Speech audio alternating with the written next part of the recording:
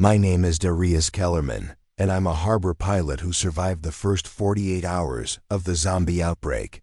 When infected cargo ships started arriving at San Pedro Harbor, I watched the dead learn to swim and hunt in coordinated packs.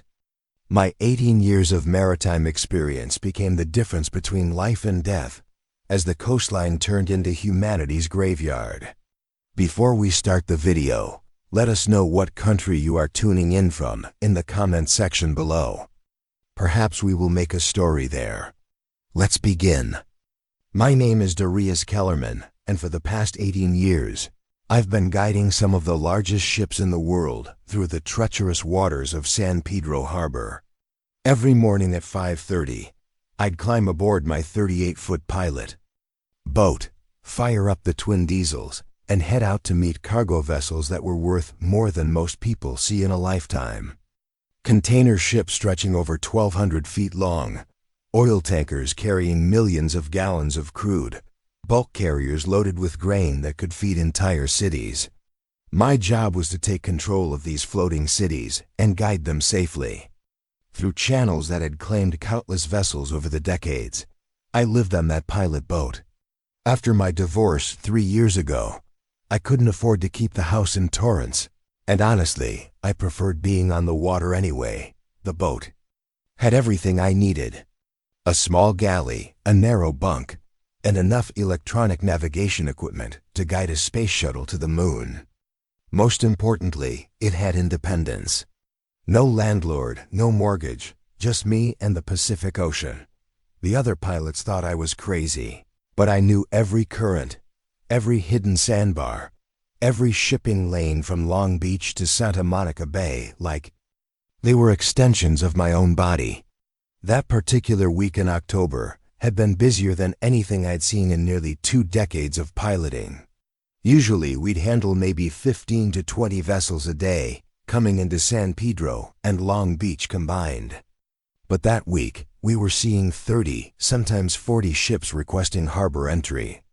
The Maritime Traffic Control Center was scrambling to find anchorage space for vessels that were backing up outside the breakwater.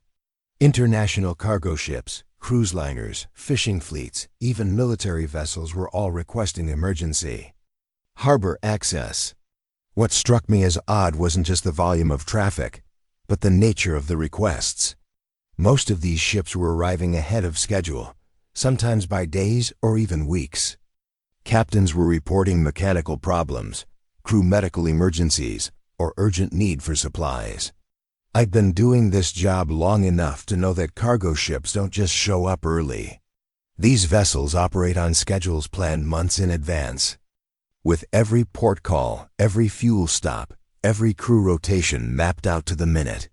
When a captain deviates from that schedule, it costs the shipping company thousands of dollars per hour. The radio chatter had been strange too. Normally, ship to shore. Communications follow strict protocols. Captains report their position, cargo manifest, estimated arrival time, and any special handling requirements. But for the past week, I'd been picking up fragments of conversations that didn't follow any protocol I recognized. Captains talking about crew members who were too sick to work, requests for medical assistance that seemed urgent but vague, and references to problems that had started during long ocean crossings. I remember one conversation I overheard between a Korean container ship and the port authority. The captain's English was broken, but his distress was clear. He kept mentioning crew members who had fallen ill during a 2-week crossing from Busan, and how the sickness had spread through the ship faster than anything he'd seen in 30 years at sea. The port authority kept asking for specifics about the illness, but the captain could only describe symptoms that sounded like severe flu combined with what he called aggressive behavior. The transmission cut out before I could hear the resolution. Another incident that should have been a warning involved a Norwegian cruise ship that requested emergency docking at Long Beach. The captain reported that nearly a third of his passengers had fallen ill with what the ship's doctor initially diagnosed as norovirus. But when the Coast Guard boarded the vessel for a health inspection, they found conditions that didn't match any typical cruise ship outbreak. The passengers who were sick weren't just nauseous or feverish. According to the Coast Guard report I heard over the radio, they were displaying signs of extreme agitation and had to be physically restrained in the ship's medical facility. The morning of October 15th started like any other. I was up before dawn, checking weather reports and reviewing the day's vessel schedule.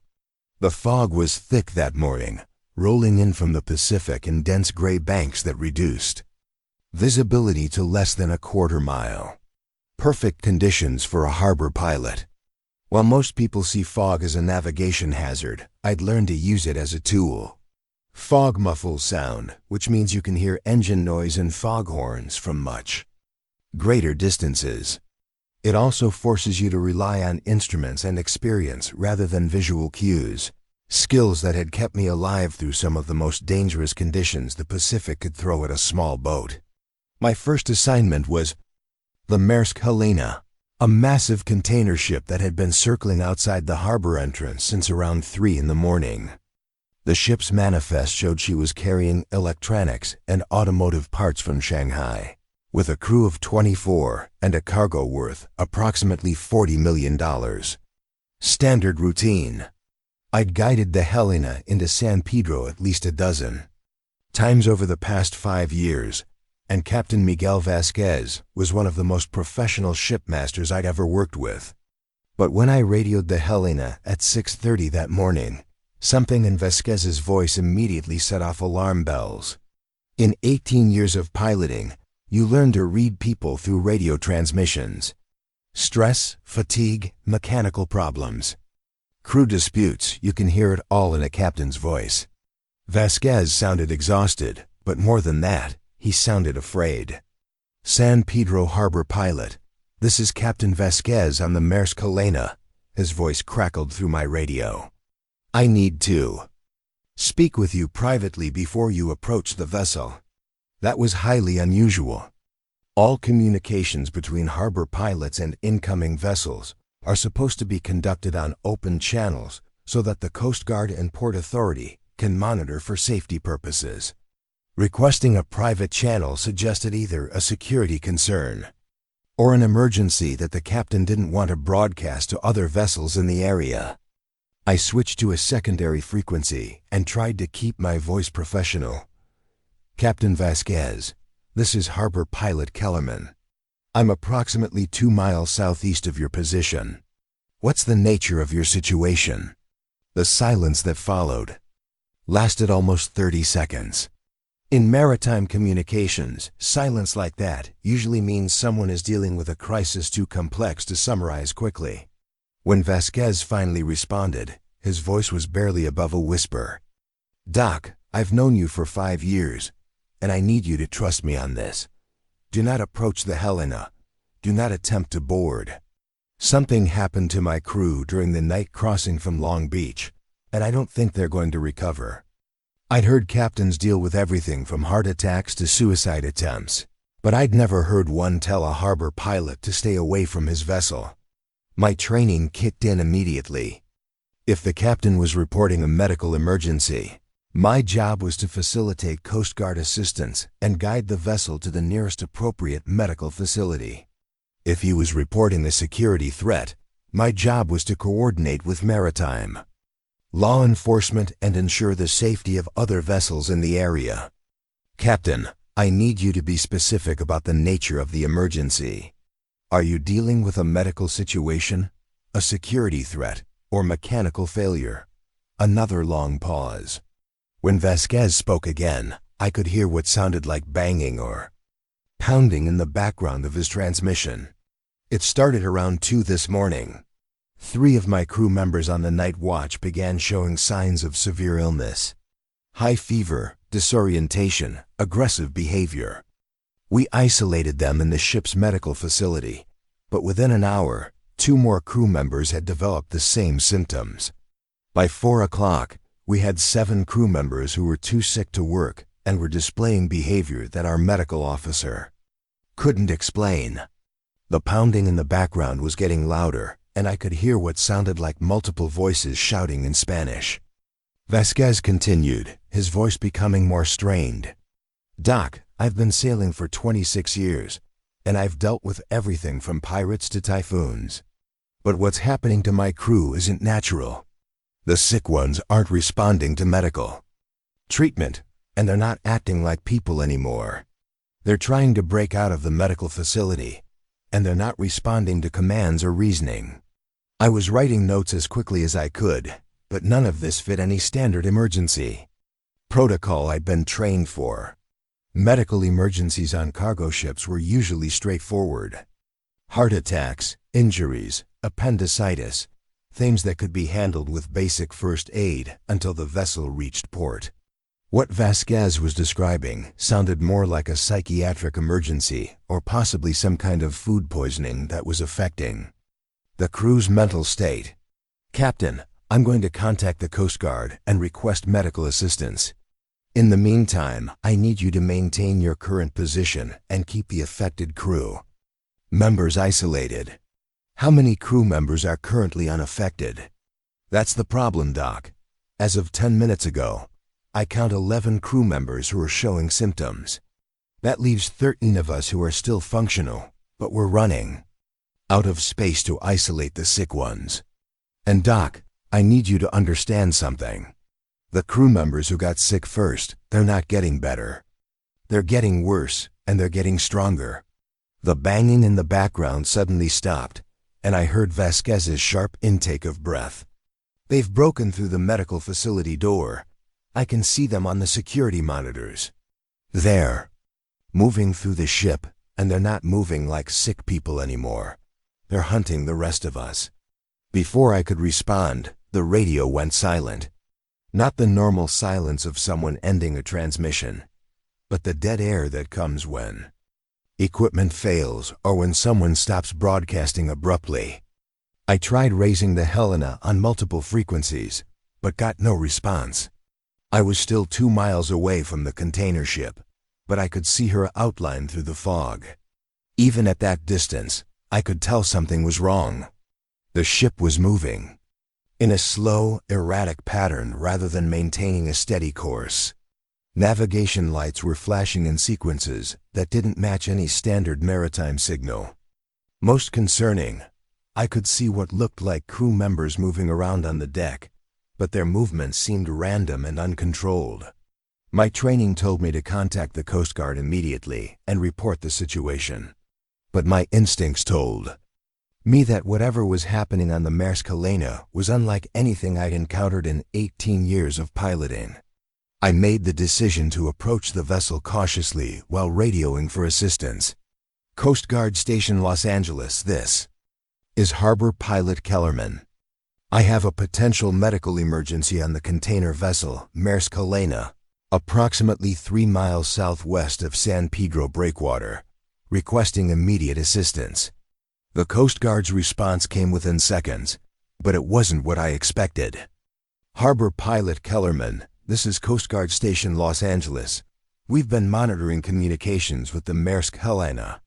Be advised that we're receiving similar reports from multiple vessels in the Los Angeles and Long Beach harbor areas. We're currently coordinating with maritime medical teams, but we need you to maintain a safe distance from the Helena until we can assess the situation. Similar reports from multiple vessels." That phrase hit me like a physical blow. Whatever was happening on the Helena wasn't an isolated incident. It was happening on other ships throughout the harbor. I reduced my speed and began a careful approach toward the container ship, staying far enough away to maintain a safe distance, but close enough to observe the situation.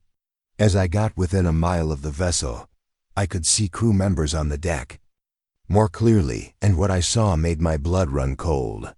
The crew members weren't moving like people. They were stumbling, lurching, and when they fell, they got back up and continued moving without any apparent concern for their injuries. I could see several figures on the deck who appeared to be covered in blood, but they were still moving, still active. That's when I saw something that changed everything. One of the crew members on the deck suddenly went over the side of the ship. In 18 years of piloting, I'd seen people fall overboard, and I knew what it looked like when someone was trying to survive in the water. They thrash, they scream, they try to swim back to the vessel or toward the nearest rescue boat. This crew member didn't do any of those things. He hit the water and disappeared beneath the surface, but instead of coming back up, I could see him moving underwater. Not struggling, not drowning, but moving with purpose beneath the waves, moving toward my boat. I immediately threw my engines into reverse and began backing away from the area, but I kept my eyes on the water where the crew member had gone under. What I saw next violated everything I knew about human physiology and survival. The figure underwater wasn't just moving. He was swimming with a coordination and speed that should have been impossible for someone who had just fallen 30 feet into the Pacific Ocean. More crew members were going over the side of the Helena now, and they were all displaying the same impossible behavior. Hitting the water, disappearing beneath the surface, and then swimming underwater with inhuman coordination. Within minutes, I could see at least 6 figures moving beneath the waves, all of them swimming in my direction. I gunned my engines and began a high-speed retreat from the area, but as I did, I grabbed my radio and made a call that I knew would change everything. Coast Guard Station Los Angeles, this is Harbor Pilot Kellerman.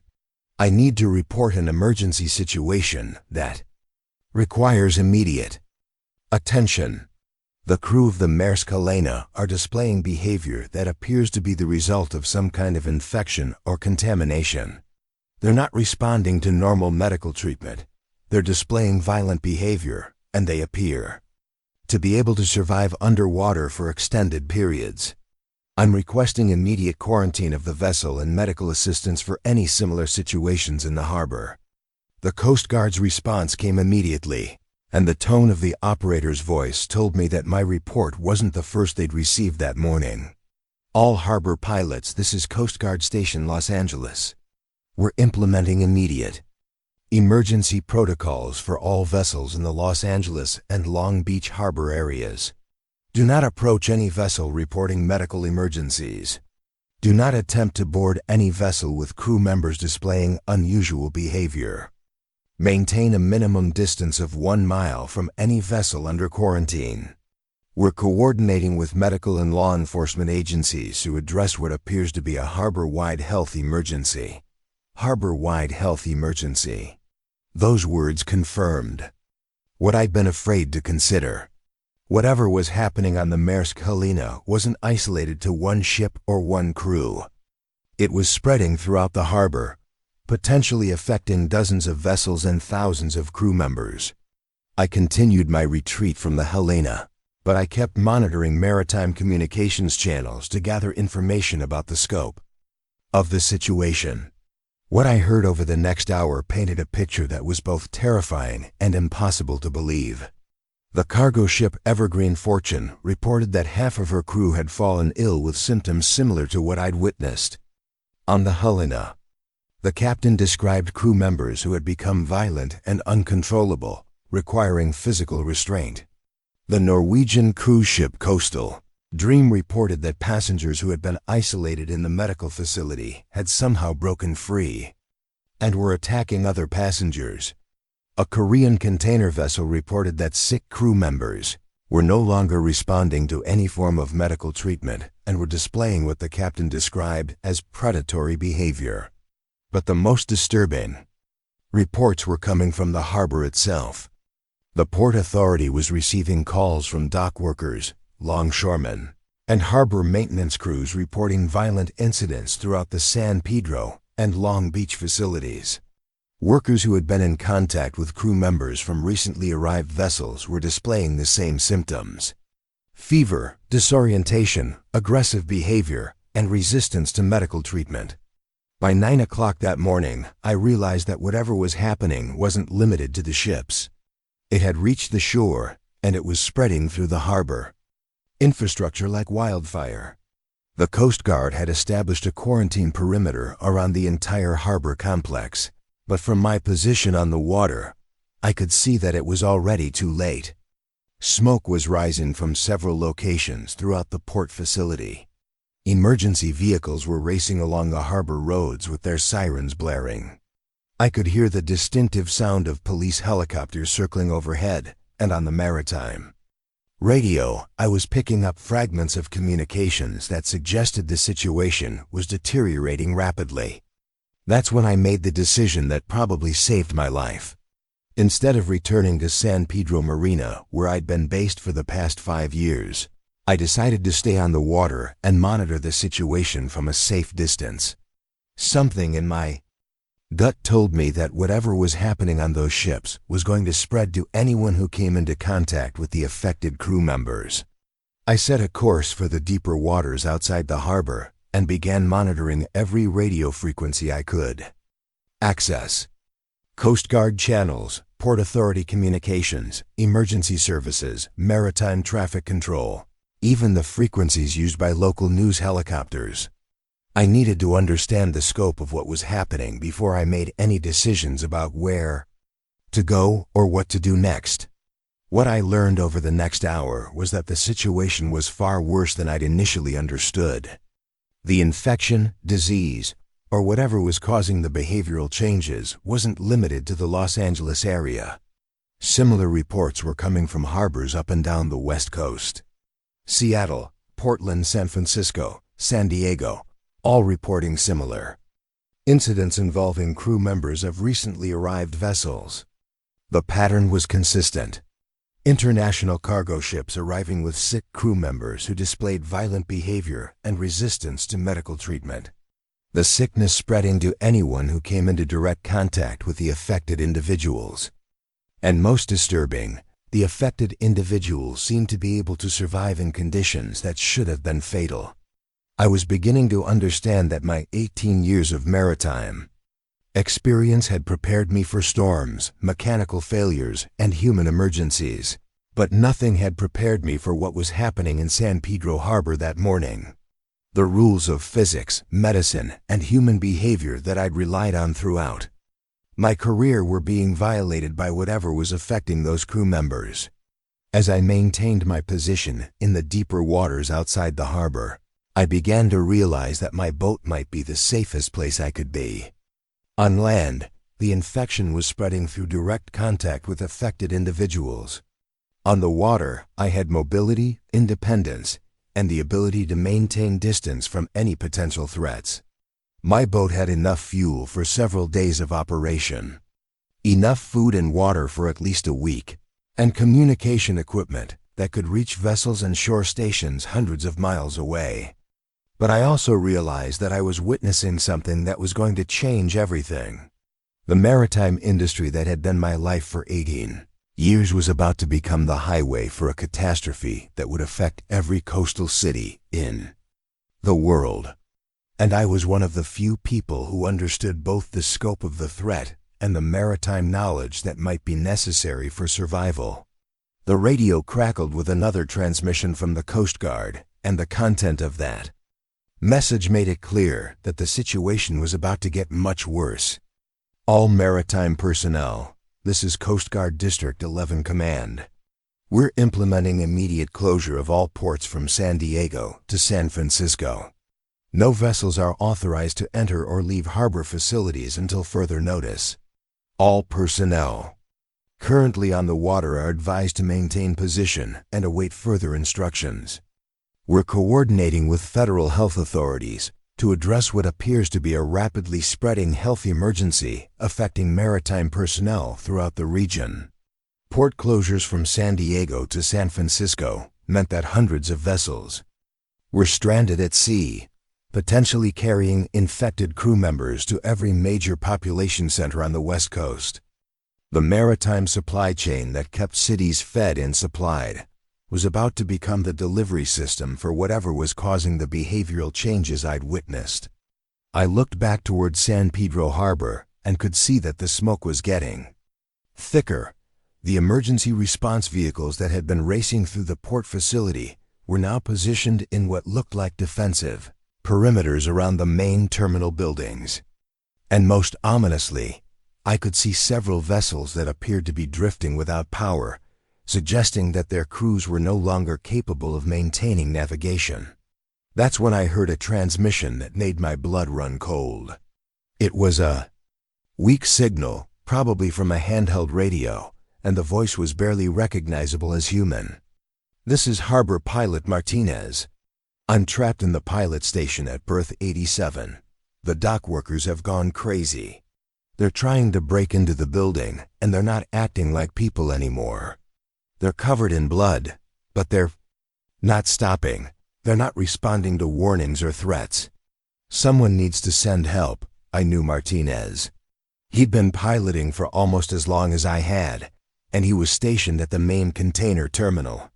If he was trapped and calling for help, it meant that the situation at the harbor had deteriorated beyond anything the emergency services could handle. I tried to respond to Martinez's transmission, but all I got was static. Either his radio had failed or something had happened to him. The thought of a fellow pilot trapped in a situation like that made me realize just how quickly everything was falling apart. As I maintained my position in the deeper waters, I could see other vessels beginning to move away from the harbor. Fishing boats, pleasure craft, and smaller commercial vessels were all heading for the open ocean, apparently deciding that whatever was happening at the harbor was something they wanted to avoid. I wasn't the only one who had concluded that the water was safer than the land. But I also realized that fleeing to the open ocean wasn't a long-term solution. My boat had limited fuel, food, and water. Eventually, I would need to find a safe harbor, and from what I was hearing on the radio, safe harbors were becoming increasingly rare. Whatever was happening in San Pedro was happening at ports throughout the region and potentially throughout the world. The maritime radio frequencies were becoming increasingly chaotic as the morning progressed. Distress calls from vessels reporting sick crew members, emergency broadcasts from port authorities trying to coordinate responses to unprecedented situations, and fragments of communications from emergency services who were clearly overwhelmed by the scope of what they were dealing with. One transmission that caught my attention was from a Coast Guard cutter that was attempting to provide assistance to a cruise ship about 20 miles offshore. The Coast Guard crew was reporting that the cruise ship's passengers and crew were displaying the same violent behavior that I'd witnessed on the Helena, but they were also reporting something else that made my situation even more precarious. Coast Guard Station Los Angeles, this is Cutter Narwhal. The affected individuals on the cruise ship are not contained to the vessel. We're observing multiple individuals in the water around the ship, and they appear to be swimming toward our position. Recommend immediate withdrawal to safe distance. Individuals in the water who were swimming toward the Coast Guard vessel. The same behavior I'd witnessed when crew members from the Helena had gone overboard and begun swimming toward my boat. The affected individuals weren't just violent and resistant to medical treatment. They were also capable of surviving in the ocean and actively pursuing other vessels. That realization changed everything about my situation. I wasn't just dealing with a harbor-based emergency that I could avoid by staying on the water. I was dealing with a threat that could follow me anywhere on the ocean. My boat, which I'd thought was a safe refuge, was actually a target that could be pursued by individuals who didn't follow normal rules of human survival. I began plotting a course that would take me further from the coast, but I also realized that I needed to gather as much information as possible about the scope and nature of the threat.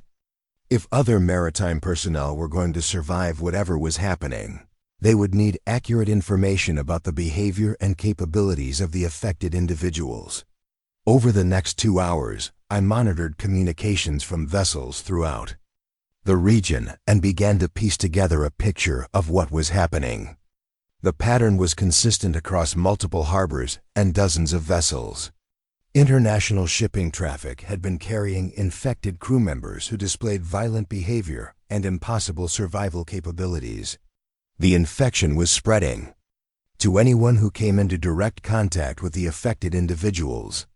And most importantly, the affected individuals were not contained to land-based facilities. By noon, I had confirmed reports of similar incidents from harbors in Seattle, Portland, San Francisco, and San Diego. The entire West Coast maritime infrastructure was compromised, and the infection was spreading inland from every major port. City. The Coast Guard had ceased normal operations and was focusing entirely on containing the spread of what they were now calling a maritime health emergency. But the most disturbing information came from a transmission I picked up from a Navy vessel stationed off the coast of San Diego. The Navy crew was reporting that they had detected large numbers of individuals moving underwater between vessels in the San Diego harbor area. Not swimming on the surface, but moving underwater in coordinated groups, apparently able to hold their breath for extended periods while pursuing specific targets.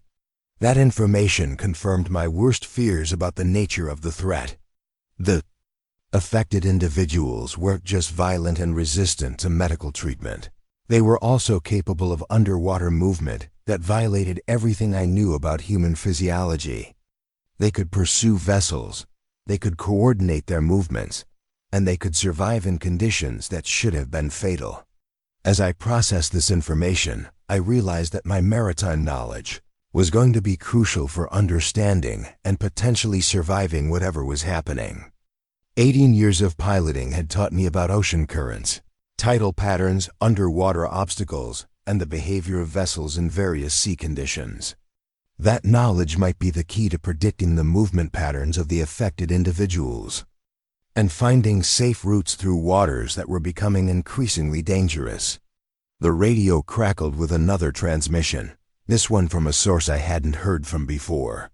It was a weak signal, probably from a small vessel, and the voice was strained with exhaustion and fear. "This is the fishing vessel Maria Fernanda, approximately 15 miles southwest of Long Beach. We've been monitoring the emergency frequencies, and we need to report something that might be important. We've been tracking large groups of individuals moving underwater in our area. They're not following normal diving patterns, and they seem to be moving toward shore in organized formations. Anyone who's listening needs to know that the ocean isn't safe anymore." The transmission cut out, and I never heard from the Maria Fernanda again. But that message confirmed what I'd been beginning to suspect. The affected individuals weren't just randomly attacking vessels or moving through the water without purpose.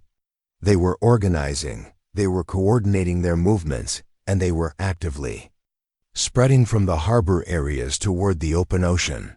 I realized that I was probably one of the few people who had witnessed the initial stages of whatever was happening and had the maritime knowledge to understand the implications. My 18 years of experience had taught me to read ocean conditions, predict weather patterns, and navigate through dangerous waters. Those skills were about to become the difference between life and death for anyone trying to survive in a world where the ocean had become a highway for something that defied every rule of human behavior I'd ever known. The sun was beginning to set over the Pacific, and I could see the glow of fires burning throughout the Los Angeles basin. The city that had been my home for most of my adult life was consuming itself, and the harbor that had been my workplace for 18 years had become the epicenter of something that was spreading along every coastline in the world.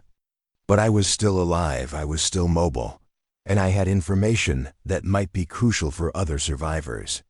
My pilot boat was equipped with long-range communication equipment, detailed charts of the entire West Coast, and enough supplies to remain independent for several days.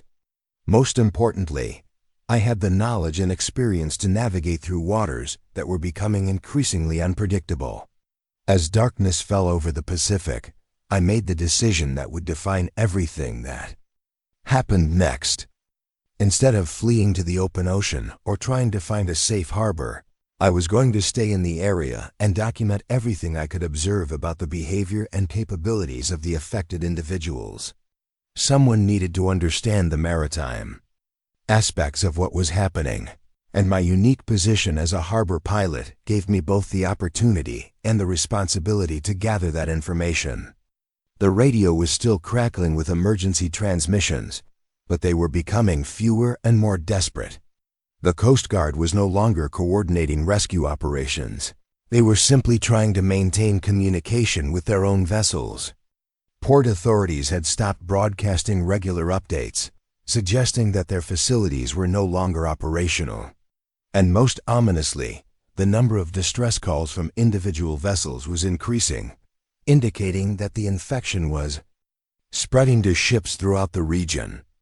I was beginning to understand that the 48 hours I was about to experience would be unlike anything in my 18 years of maritime experience. The skills that had made me a successful harbor pilot were about to be tested in ways I'd never imagined, and the decisions I made over the next 2 days would determine not just my own survival, but potentially the survival of other maritime personnel who were facing the same impossible situation. The Pacific Ocean stretched out around me in all directions, dark and seemingly endless. But I knew that beneath those waters, something was moving that changed everything about the relationship between humanity and the sea. My pilot boat was no longer just a vessel for guiding cargo ships through harbor channels. It was a lifeboat in an ocean that had become hostile to human survival. And somewhere in the distance, I could hear the sound of engines approaching through the darkness. The sound of engines approaching through the darkness turned out to be 3 fishing boats fleeing from Long Beach Harbor. I could see their running lights cutting through the night as they headed for the open ocean at maximum speed.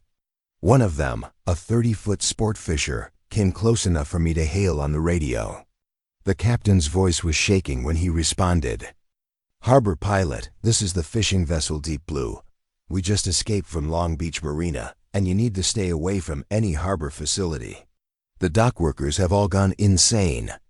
They're attacking anyone who tries to tie up, and they're not stopping even when they're injured. We saw them pull 2 people off a yacht and into the water. Those people didn't come back up." I thanked the Deep Blue for the information and watched their lights disappear into the Pacific darkness. Their report confirmed what I'd been afraid to fully accept. Whatever had started on the cargo ships had spread to the shore facilities, and it was affecting anyone who came into contact with the infected individuals. The harbors that had been my workplace for 18 years were no longer safe for any vessel. But I still needed to see the situation for myself. My pilot boat was my home, and everything I owned was either on board or stored at San Pedro Marina. More importantly, there might be other maritime personnel trapped at the harbor facilities who needed assistance. Against every instinct for self-preservation, I decided to make a careful approach to San Pedro Marina to assess the situation and gather supplies if possible. I cut my engines and allowed the boat to drift silently toward the harbor entrance. The fog had lifted, and I could see the marina clearly under the glow of the security lights. What I saw made me understand why the fishing boats had fled at maximum speed. San Pedro Marina had been my second home for 5 years.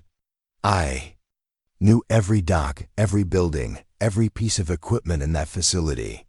I'd spent countless hours there maintaining my boat, socializing with other maritime workers, and handling the administrative aspects of my piloting business. It should have been bustling with activity, even at night, with dock workers handling late arrivals and security personnel making their rounds. Instead, the marina was eerily quiet, but not empty. I could see figures moving around the docks, but their movements were wrong. They weren't walking with the purposeful stride of people going about their business. They were lurching, stumbling, moving in ways that suggested they were injured or disoriented. Even from a distance of several hundred yards, I could tell that something fundamental had changed about the people in that marina. The first thing I noticed was the smell. Even with a light breeze coming off the ocean, I could detect an odor that I'd never associated with San Pedro Marina before. It was organic, unpleasant, like fish that had been left to rot in the sun. But it was stronger than that, more pervasive, as if it was coming from multiple sources throughout the facility. As I drifted closer, I could see that many of the figures moving around the docks were covered in what looked like dark stains. In the harsh glare of the security lights, those stains looked black, but I suspected they were actually blood. Some of the figures were moving normally, but others were dragging limbs or moving with the unsteady gait of people who had suffered serious injuries but were somehow still mobile. The marina's main office building showed signs of violence. Windows were broken, and I could see that the front door had been torn off its hinges. The building that had housed the harbor master's office, the fuel dock control station, and the administrative offices for the marina looked like it had been the scene of a riot. But there were no police vehicles, no ambulances, no sign that any emergency response had been attempted. What disturbed me most was the behavior of the figures on the docks. They weren't random wandering or mindless stumbling. They were patrolling, moving in patterns that suggested they were searching for something or guarding the facility against intruders. When one of them reached the end of a dock, it would turn around and walk back, covering the same route repeatedly. Others were positioned near the marina entrance as if they were watching for approaching vessels. I was beginning to understand that whatever had happened to the crew of the Maersk Helena had also happened to the people at San Pedro Marina. But unlike the crew members, who had gone overboard and disappeared beneath the waves, these individuals had remained on land and were apparently defending their territory. That's when I noticed the seagulls. Or rather, the absence of seagulls. San Pedro Marina was normally home to hundreds of seagulls who scavenged scraps from fishing boats and nested in the rigging of sailboats. The birds were so numerous that they were considered a nuisance by most marina tenants. But as I observed the facility, I realized I hadn't seen a single bird since approaching the harbor area. The absence of wildlife was more disturbing than I'd initially realized. Seagulls are opportunistic scavengers who will eat almost anything organic. If there had been violence at the marina, the birds should have been attracted to the scene. The fact that they were completely absent suggested that whatever was affecting the human population was also affecting the local ecosystem in ways I didn't understand. I decided to move closer to get a better view of the situation, but I kept my engines at idle speed to minimize noise. My plan was to observe the marina from the breakwater and then decide whether it was safe to attempt docking for supplies. As I approached the harbor entrance, I could see more details of the destruction that had taken place. Several boats were sunk at their slips, apparently scuttled or damaged during whatever violence had occurred.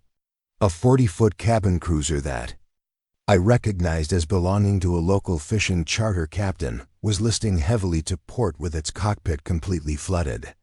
A sailboat that had been moored near the fuel dock was completely submerged except for the top of its mast.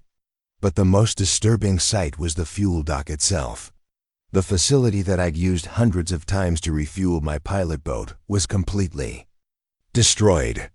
The fuel pumps had been torn from their mountings, and I could see dark stains on the dock that suggested fuel had been spilled in large quantities.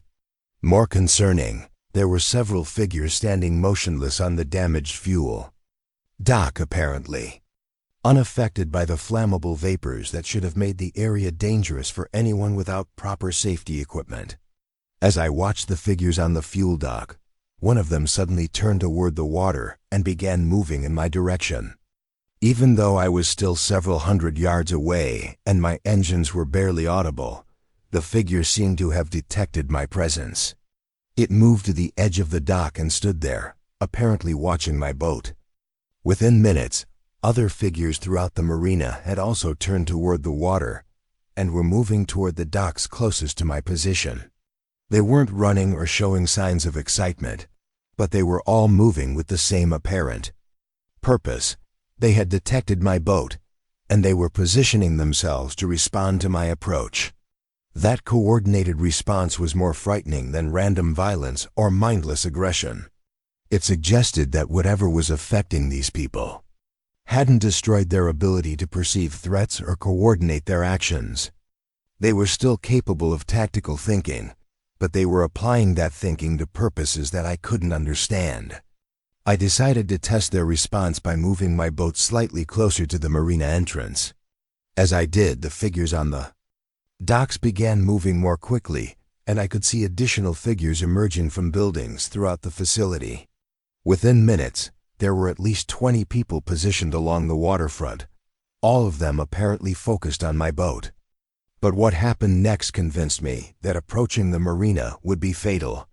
One of the figures on the nearest dock suddenly dove into the water and began swimming toward my position.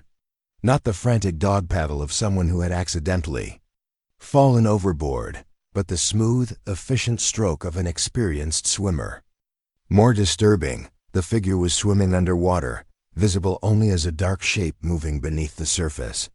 Within seconds, 3 more figures had entered the water from different points around the marina. They were all swimming underwater, all moving toward my boat with a coordination that suggested they were working together to surround me. I could track their positions by watching the slight disturbances they created on the surface, and I realized they were moving faster than should have been possible for people swimming underwater without breathing apparatus. I immediately threw my engines into reverse and began backing away from the marina at maximum speed. As I did, I could see more figures entering the water from every dock and pier in the facility. They were all swimming underwater, all moving in my direction, and they were maintaining their positions relative to each other as if they were executing a coordinated attack. The implications of what I was witnessing were staggering. The infected individuals weren't just violent and resistant to medical treatment. They were also capable of underwater movement that defied human physiology.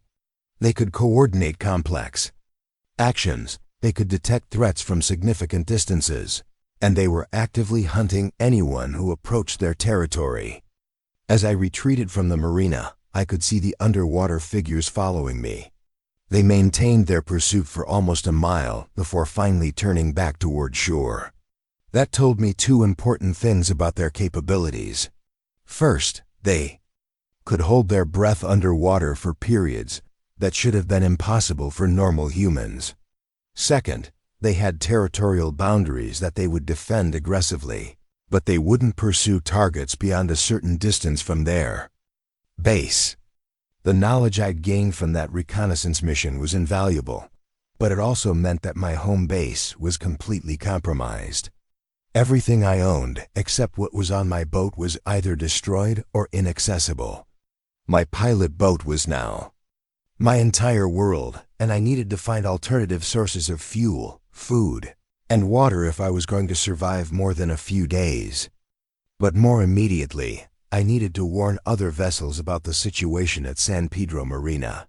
The radio frequencies were still carrying distress calls from boats trying to reach harbor facilities throughout the region. Many of those vessels were probably running low on fuel or supplies and were desperately seeking safe harbor. They needed to know that the harbors were no longer safe. I began broadcasting warnings on all maritime frequencies, describing what I'd observed at San Pedro Marina and advising other vessels to maintain distance from any harbor facility. The responses I received painted a picture of widespread devastation throughout the regional maritime infrastructure. A Coast Guard cutter reported that they had attempted to provide assistance at Long Beach Harbor, but had been forced to retreat when infected dockworkers began swimming toward their vessel in coordinated groups. A commercial fishing boat reported similar conditions at San Pedro Harbor, with infected individuals apparently using small boats to pursue vessels that approached the harbor entrance. Most disturbing was a report from a tugboat captain who had witnessed the systematic destruction of harbor facilities in San Diego. According to his account, infected dock workers had deliberately damaged fuel storage facilities, destroyed communication equipment, and scuttled vessels at their moorings. The destruction wasn't random violence, it was the systematic elimination of infrastructure that could support maritime operations. That pattern of deliberate sabotage suggested that the infected individuals retained enough cognitive function to understand the strategic importance of harbor facilities. They weren't just defending their territory, they were actively working to prevent normal maritime operations from continuing. The implications for vessels that were running low on supplies were catastrophic. As I processed this information, I realized that the maritime community was facing a survival scenario unlike anything in recorded history. The infected individuals controlled every major harbor facility on the West Coast. They were capable of underwater pursuit that made normal escape tactics ineffective, and they were systematically destroying the infrastructure that vessels depended on for fuel and supplies. But I also realized that my 18 years of maritime experience gave me advantages that most people didn't have. I knew the locations of emergency supply caches, abandoned facilities, and alternative fuel sources that weren't marked on standard charts. My pilot boat was equipped with long-range communication equipment, advanced navigation systems, and enough basic supplies to remain independent for several days. Most importantly, I understood ocean currents, tidal patterns, and weather systems well enough to predict safe routes through waters that were becoming increasingly dangerous. If the infected individuals were using the ocean as a highway for spreading their infection, I needed to understand their movement patterns well enough to avoid them. The radio crackled with a transmission that made my blood run cold. It was from the Coast Guard station at Channel Islands, about 60 miles northwest of my position. All vessels, this is Coast Guard Station Channel Islands, were observing large groups of individuals swimming from the mainland toward our position. They're moving in coordinated formations and appear to be capable of sustained underwater travel. We're implementing immediate evacuation procedures and advise all vessels to avoid the Channel Islands area. The infected individuals were spreading from the mainland harbors to offshore facilities. The Channel Islands were home to several coast guard stations, research facilities, and private marinas that served as refuges for vessels seeking shelter from Pacific storms. If those facilities were being overrun, it meant that the infection was spreading faster and farther than anyone had anticipated. I began plotting courses that would avoid known harbor facilities and offshore installations, but I was running out of safe destinations. The infected individuals were systematically claiming every piece of maritime infrastructure on the West Coast, and they were apparently capable of traveling underwater for distances that made offshore facilities vulnerable. That's when I received a radio call that changed my understanding of the situation completely. It was from another harbor pilot, someone I'd worked with for over a decade. "Doc, this is Captain Morrison on the pilot boat Seabird. I've been monitoring your transmissions, and I need to share some information that might be important." I was at Terminal Island when this whole thing started, and I saw something that doesn't match what we're hearing on the emergency frequencies. Morrison was one of the most experienced pilots in the Los Angeles harbor system. He'd been guiding ships through these waters for almost 25 years, and his observations would be more reliable than reports from people who didn't understand maritime operations. "Go ahead, Morrison. What did you see?" The infected doc. Workers at Terminal Island weren't just randomly violent. They were following specific instructions from someone or something that was coordinating their actions. I watched them systematically destroy communication equipment, disable fuel pumps, and scuttle specific vessels while leaving others untouched. They were working together with a level of organization that suggested they were being controlled by something with tactical knowledge. Morrison's report confirmed my worst fears about the intelligence level of the infected individuals. They weren't mindless zombies stumbling around causing random destruction. They were organized, they were tactical, and they were being directed by something that understood the strategic importance of maritime infrastructure. "Morrison, what's your current position and status?" "I'm about 15 miles southwest of Catalina Island, running low on fuel and supplies. I've been trying to reach the emergency supply cache at 2 harbors, but there are infected individuals in the water around the entire island. They're not just defending the harbors, they're patrolling the entire coastline." The infected individuals were patrolling entire coastlines. That meant that even remote anchorages and emergency supply locations were potentially compromised. The survival strategies that maritime personnel had been trained to use in emergency situations were no longer viable. But Morrison's transmission also gave me crucial information about the extent of the infected individual's capabilities. If they were patrolling coastlines rather than just defending specific facilities, it meant they had logistical capabilities.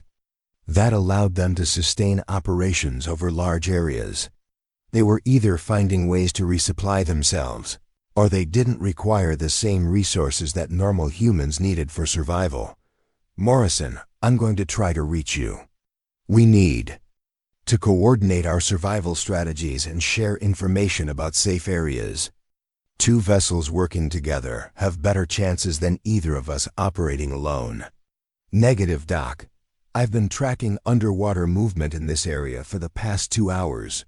There are at least a dozen individuals moving beneath the surface, between my position and the mainland. Any vessel approaching this area is going to be detected and pursued. Morrison was trapped. He was running out of supplies, but any attempt to resupply or rendezvous with other vessels would expose him to attack by infected individuals who were patrolling the water around his position. His situation was probably similar to that of dozens of other vessels throughout the region.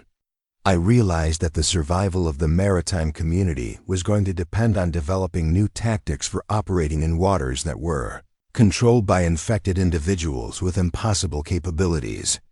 Traditional maritime emergency procedures assumed that harbors were safe refuges and that rescue services would be available.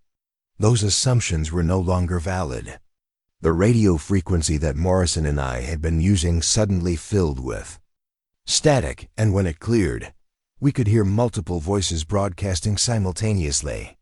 Some were distress calls from vessels requesting assistance, others were warnings about infected individuals in specific areas, and a few were attempts by survivors to coordinate rescue operations. But one transmission stood out from the chaos. It was a strong, clear signal from someone using professional radio equipment and proper maritime communication protocols. All surviving maritime personnel, this is the research vessel Pacific Explorer broadcasting on emergency frequency. We're currently anchored approximately 30 miles west of Point Conception, and we've established communication with several other vessels in similar situations. We're coordinating information about safe areas, supply locations, and infected individual movement patterns. Any vessel receiving this transmission is invited to join our coordination network. The Pacific Explorer was a research vessel operated by the Scripps Institution of Oceanography. If they were attempting to coordinate survivor communications, it meant that someone with scientific resources was trying to understand the situation systematically. More importantly, their position 30 miles west of Point Conception put them in deep water far from any harbor facility. I immediately responded to their transmission and provided my position, status, and observations about infected individual capabilities. Within minutes, I was connected to a network of maritime survivors that included Coast Guard personnel, commercial fishermen, research scientists, and other harbor pilots. The information that I learned from that network painted a comprehensive picture of the disaster that was unfolding along the entire West Coast. Every major harbor from San Diego to Seattle was controlled by infected individuals. Offshore facilities, including oil platforms, research stations, and military installations, were being systematically attacked by coordinated groups of infected swimmers. And most disturbing, the infection was spreading to vessels that had been at sea during the initial outbreak. Dr. Sarah Chen, the chief scientist aboard the Pacific Explorer, had been monitoring the situation using the vessel's sophisticated communication and observation equipment. Her preliminary analysis suggested that the infection was being spread through direct contact with infected individuals, but that it was also being transmitted through contaminated water in harbor areas. Harbor Pilot Kellerman, based on your observations and reports from other vessels, we believe the infected individuals are using the ocean current systems to spread the infection to new areas. They're not randomly swimming in all directions. They're following specific current patterns that will carry them to populated coastal areas most efficiently. Dr. Chun's analysis meant that the infected individuals weren't just defending territory they had already claimed. They were actively working to expand their area of control. They understood ocean currents well enough to use them for strategic purposes, which suggested a level of intelligence and planning that made them far more dangerous than mindless infected zombies. But her analysis also provided information that could be used for survival.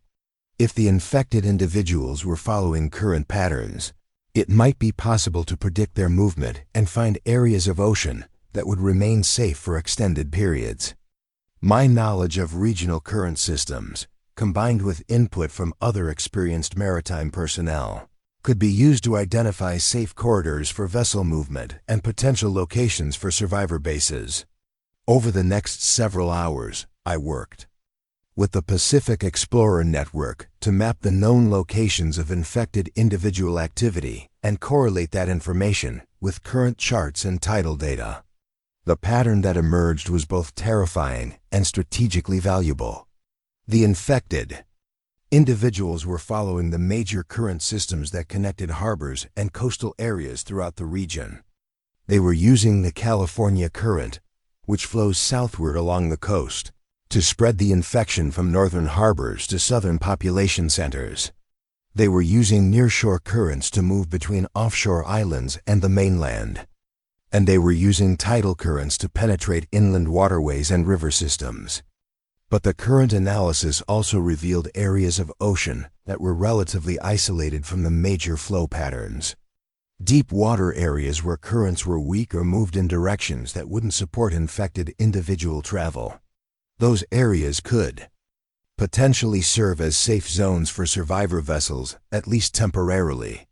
The network also shared information about supply locations that might still be accessible. There were emergency supply caches on remote islands, abandoned military facilities on offshore platforms, and commercial vessels that were stranded at sea but might still have fuel and supplies available for transfer. But accessing those supplies would require coordinated operations involving multiple vessels, and any such operation would risk exposure to infected individual patrols. The survivors were facing a tactical situation that required military-level planning and coordination, but with resources that were limited to whatever was available on civilian vessels. As dawn approached, I realized that I had been awake for more than 24 hours and was beginning to make decisions based on fatigue rather than careful analysis. I needed rest, but I also needed to maintain communication with the survivor network and monitor for changes in the tactical situation.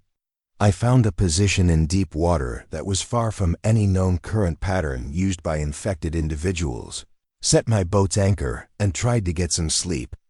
But as I lay in my bunk listening to the radio chatter from other survivors, I could hear reports that suggested the situation was continuing to deteriorate. A fishing boat reported that infected individuals had reached the Channel Islands and were systematically destroying every vessel and facility they could find.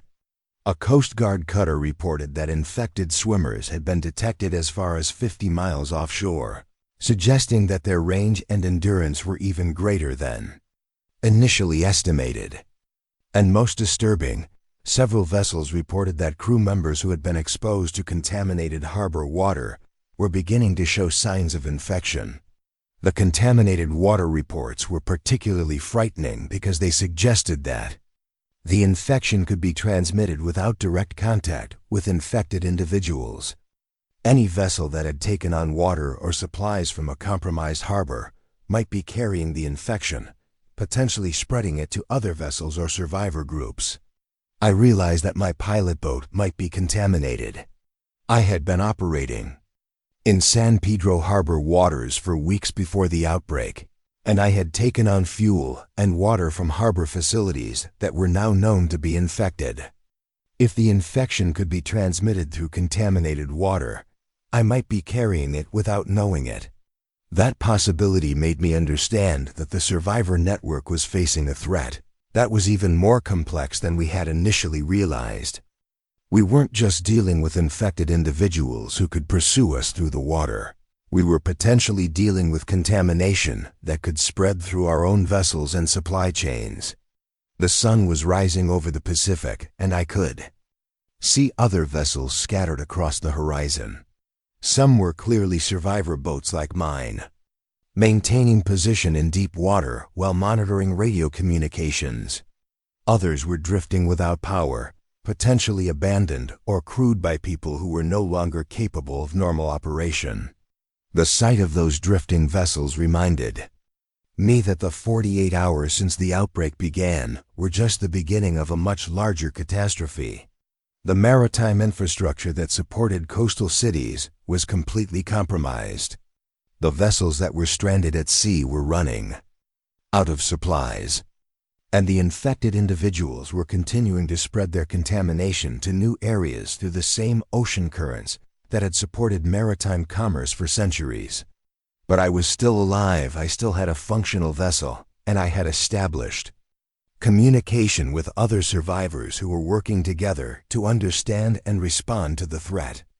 My 18 years of maritime experience had prepared me for many types of emergencies, and the skills I had developed were proving to be essential for survival in this unprecedented situation. As I prepared to rejoin the Survivor Network's coordination efforts, I could hear a new transmission on the emergency frequency. It was from a vessel that I hadn't heard from before, and the content of the message made it clear that the next phase of the disaster was about to begin. The new transmission was from a 40-foot yacht called the Sea Dream, and the voice belonged to someone who was clearly in distress. The caller identified himself as Tom Richardson, and he was broadcasting from a position approximately 12 miles southeast of my location. What made his transmission particularly concerning was that he was reporting a family emergency that matched the pattern we'd been seeing with contaminated vessels. "This is the yacht Sea Dream requesting immediate assistance. We have a medical emergency on board. My daughter Emma started feeling sick yesterday evening, and her condition is getting worse. She has a high fever, she's becoming disoriented, and she's starting to display aggressive behavior toward the rest of the family. We need medical assistance, and we're requesting permission to approach any harbor facility that can provide help." I grabbed my radio immediately. Richardson's description of his daughter's symptoms matched exactly what Captain Vasquez had reported about his crew members on the Maersk Helena: high fever, disorientation, aggressive behavior, and rapid deterioration. If Emma Richardson was infected, her family was in immediate danger, and any attempt to reach a harbor facility would put them in contact with larger groups of infected individuals. Sea Dream, this is Harbor Pilot Kellerman. Do not attempt to approach any harbor facility. The harbors are compromised and extremely dangerous. What is your current position and how many people are on board your vessel? Richardson's response came quickly, and I could hear the desperation in his voice. "We're about 12 miles southeast of San Pedro, and there are 4 of us on board. My wife Karen, my daughter Emma, who's 14, and my son Michael, who's 16. Emma started feeling sick after we took on water at Long Beach Marina 3 days ago. We thought it was just seasickness, but she's getting worse, and now she's not responding to us normally. 3 days ago. That would have been right around the time that the infection was beginning to spread through the harbor facilities, but before anyone understood the nature of the threat. The Richardson family had unknowingly taken on contaminated water from Long Beach Marina, and now they were dealing with the consequences in the worst possible way. Sea Dream, I need you to listen carefully. Do not allow Emma to come into direct contact with any other family members. The symptoms you're describing suggest she may have been infected with whatever is affecting people throughout the harbor areas. This infection appears to be transmitted through direct contact, and it's extremely dangerous." There was a long pause before Richardson responded, and when he did, his voice was shaking. "What do you mean infected? Are you talking about some kind of disease? We just need medical attention." Emma is our daughter. We can't just isolate her from the family. I understood exactly what Richardson was going through. He was a father dealing with a sick child, and every instinct he had was telling him to comfort and care for her. But if Emma was infected with whatever had turned the dock workers at San Pedro Marina into coordinated underwater hunters, then keeping her isolated from the rest of the family was the only way to prevent the infection from spreading to all of them. Tom, I know this is difficult to accept, but I've witnessed what this infection does to people. They become violent. They stop responding to normal human interaction, and they develop capabilities that aren't normal for humans. If Emma is infected, she's going to become dangerous to your family. Richardson's next transmission was filled with denial and anger. That's ridiculous. Emma is 14 years old. She's not some kind of monster. She's sick and she needs medical attention. We're going to find a hospital or Coast Guard station that can help her. I could hear voices in the background of Richardson's transmission, and one of them sounded young and distressed. That was probably Michael, Emma's 16-year-old brother, and he was clearly frightened by what was happening to his sister. But I could also hear another voice that was different from the others. It was higher-pitched, more agitated, and it didn't sound like normal human speech. Tom, you need to understand that the Coast Guard stations and hospitals are compromised. The people who were infected have taken control of those facilities, and they're attacking anyone who approaches. If you try to reach a medical facility, you'll be putting your entire family in danger.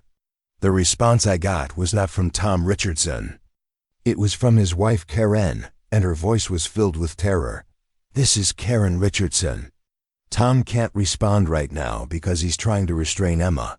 She's not acting like our daughter anymore. She's trying to attack Michael, and she's displaying strength that doesn't seem normal for a 14-year-old girl. We need help immediately.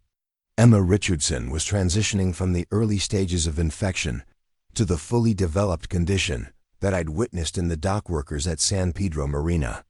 The process was happening rapidly, and it was occurring on a small family yacht where isolation and containment would be extremely difficult. Karen, you need to get Emma isolated from the rest of the family immediately. Lock her in a cabin or restroom, anywhere that will prevent her from having contact with you, Tom, or Michael. Do not attempt to provide comfort or medical care.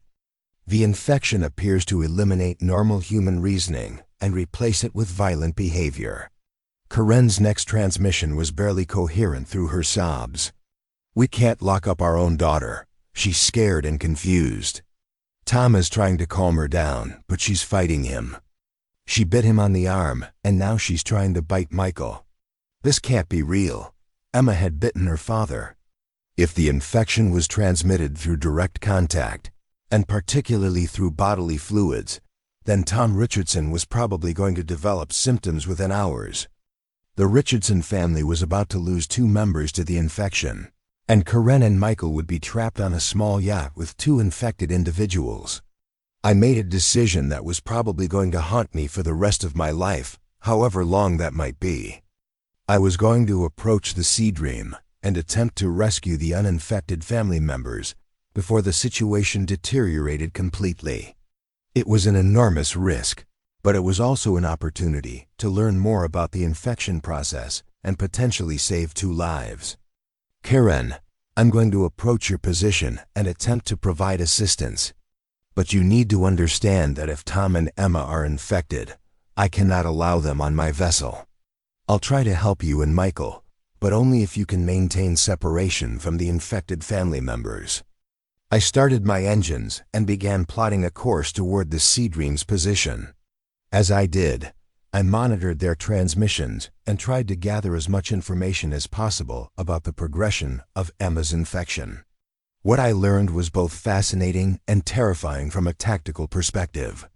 Emma Richardson was displaying the same impossible capabilities that I'd witnessed in the infected dock workers. Despite being a 14-year-old girl, she was demonstrating physical strength that was allowing her to overpower her adult father. She was no longer responding to verbal communication or showing recognition of her family members. And according to Karen's increasingly frantic reports, she was displaying problem-solving abilities that suggested she was actively trying to break through the barriers that her family was using to contain her. But Emma was also displaying new behaviors that I hadn't observed in the infected individuals at San Pedro Marina. She was making vocalizations that sounded like attempts to communicate, but not in any language that her family recognized. The sounds were rhythmic and repetitive, almost like she was trying to send signals to someone or something outside the yacht. That possibility sent chills down my spine. If Emma was trying to communicate with other infected individuals, it suggested that the infection included some kind of networking capability that allowed infected individuals to coordinate over long distances. The infected dock workers at San Pedro Marina had demonstrated tactical coordination, but if they could also communicate with infected individuals on other vessels, their capabilities were far more sophisticated than I'd initially understood. As one approached the Richardson's position, I could see the Sea Dream clearly. It was a well-maintained yacht that should have been capable of handling Pacific Ocean conditions easily. But even from a distance, I could tell that something was wrong with the vessel. It was moving in an erratic pattern, changing course randomly rather than maintaining a steady heading. When I got within a quarter mile of the yacht, I could see why it was moving erratically. Tom Richardson was no longer capable of steering the vessel. Through my binoculars, I could see him stumbling around the cockpit in the same unsteady manner that I'd observed in the infected dock workers. His movements were uncontrolled and purposeless, suggesting that the infection had progressed rapidly after Emma bit him. Karen Richardson was trying to maintain control of the yacht while also keeping Michael away from his infected father and sister. I could see her in the cockpit, attempting to steer while constantly looking over her shoulder at something happening below deck. Michael was visible on the foredeck, apparently trying to stay as far away from the cockpit as possible. But what concerned me most was that I could see Emma on the yacht's swim platform at the stern of the vessel. She was no longer contained below deck, and she was positioned at the lowest point of the yacht where she would have easiest access to the water. If she entered the water, she would probably demonstrate the same underwater capabilities that I'd witnessed in other infected individuals. I approached the Sea Dream cautiously, maintaining enough distance to avoid immediate danger, but staying close enough to communicate with Karen and potentially rescue her and Michael. As I got closer, I could hear Karen's voice over the radio, and her desperation was heartbreaking.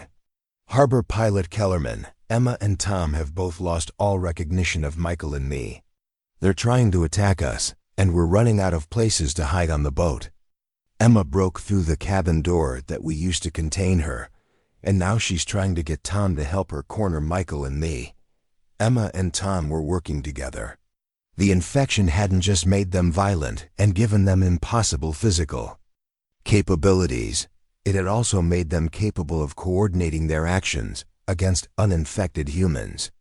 That level of tactical cooperation suggested that the infection was rewriting human behavior in very specific ways. Karen, I'm going to come alongside your vessel. I need you and Michael to be ready to jump to my boat immediately. Do not attempt to rescue any personal belongings, and do not try to help Tom or Emma. Once you're on my boat, we'll need to leave the area quickly.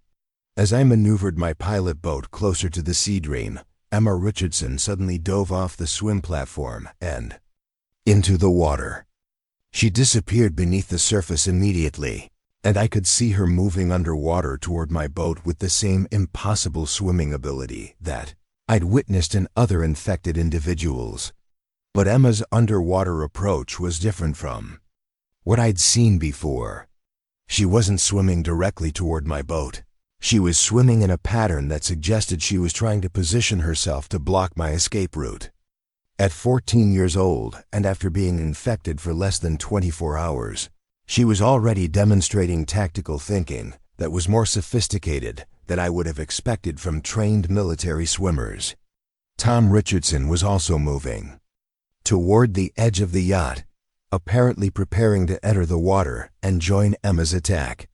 If both of them got into the water, my pilot boat would be facing the same kind of coordinated underwater assault that had forced me to retreat from San Pedro Marina. I made the decision to abort the rescue attempt. The risk to my vessel and my own survival was too great, and the likelihood of successfully rescuing Karen and Michael was diminishing rapidly. It was one of the hardest decisions I'd ever made, but it was also probably the decision that saved my life. Karen, I cannot safely approach your vessel. Emma and Tom are coordinating an underwater attack on my boat, and I don't have the capability to defend against that kind of assault. You and Michael need to find a way to get off the yacht and into the water away from Emma and Tom, then swim toward shore and try to reach help on land. Karen's response was a scream of anguish that I can still hear in my nightmares. You can't leave us here. We're going to die. Please help us. But I was already backing away from the Sea Dream, maximum speed, and I could see Emma surfacing near where my boat had been moments earlier. She had calculated exactly where I would be, and if I had delayed my retreat by even 30 seconds, she would have been able to attack my vessel.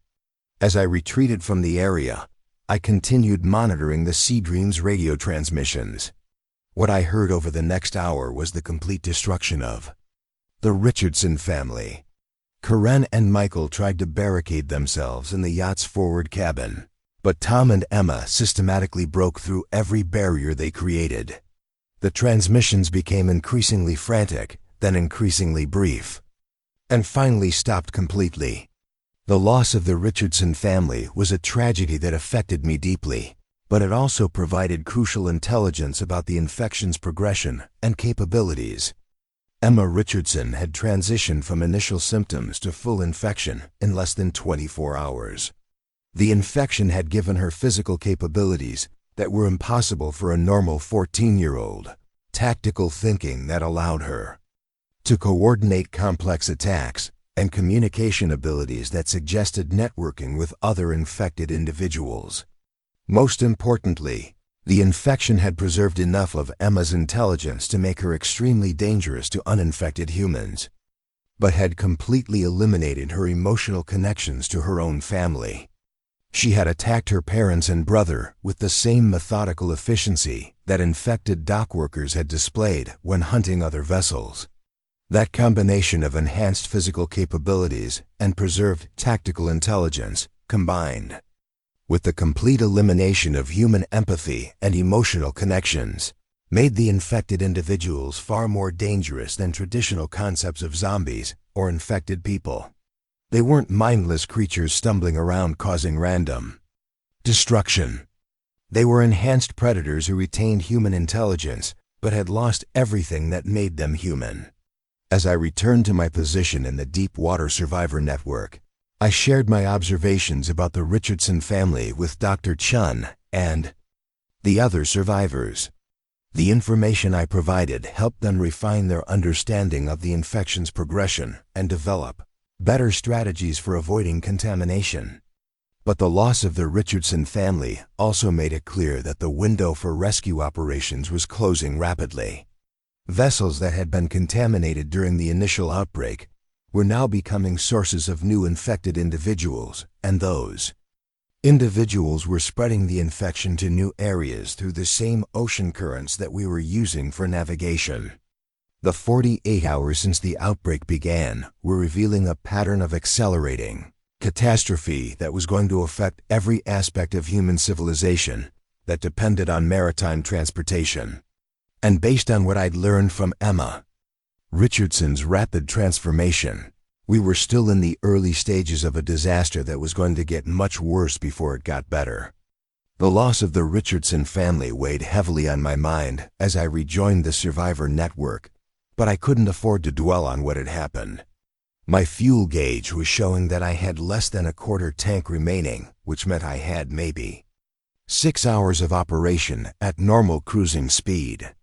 The nearest confirmed fuel source was a Coast Guard emergency cache on San Clemente Island, but the last report from that area indicated heavy infected activity in the surrounding waters, Dr. Chun's voice crackled through the radio with updated intelligence that made my fuel situation even more critical.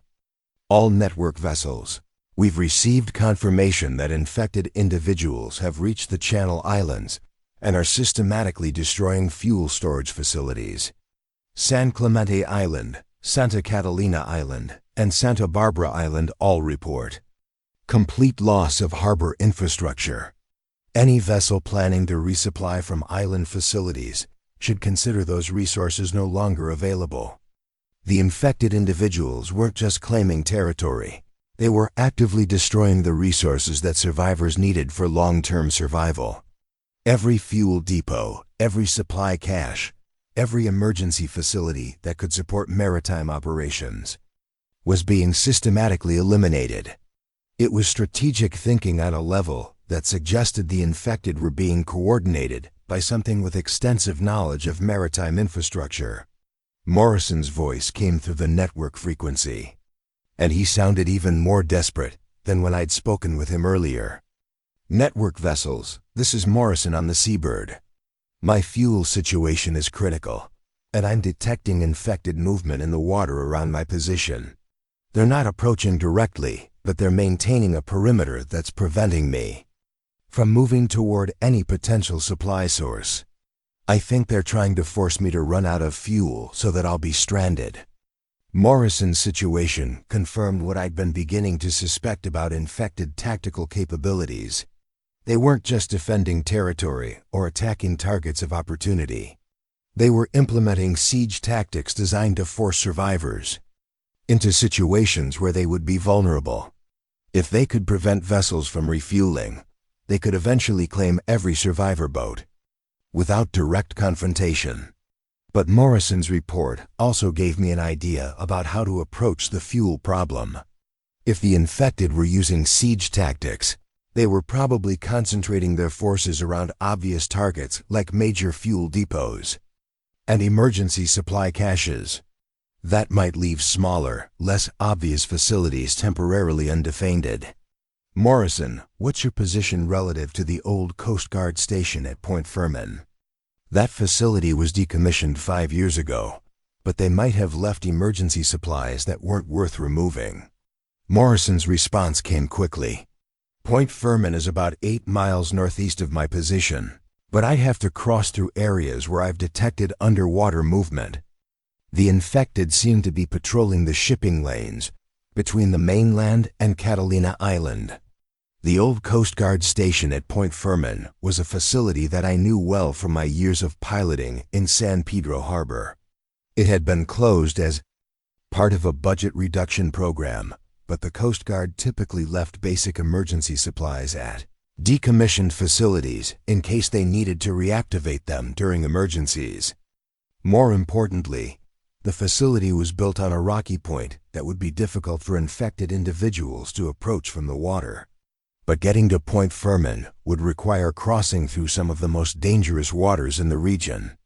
The shipping lanes between Los Angeles Harbor and Catalina Island were normally busy with commercial traffic, and they were probably being used by infected individuals as highways for spreading to new areas. I made the decision that was probably going to determine whether I survived the next 24 hours. I was going to attempt to reach the Point Fermin facility, resupply my boat, and potentially establish a temporary base that could support other survivors. It was an enormous risk, but without fuel, I would be dead in the water within hours anyway. Dr. Chun, this is Kellerman.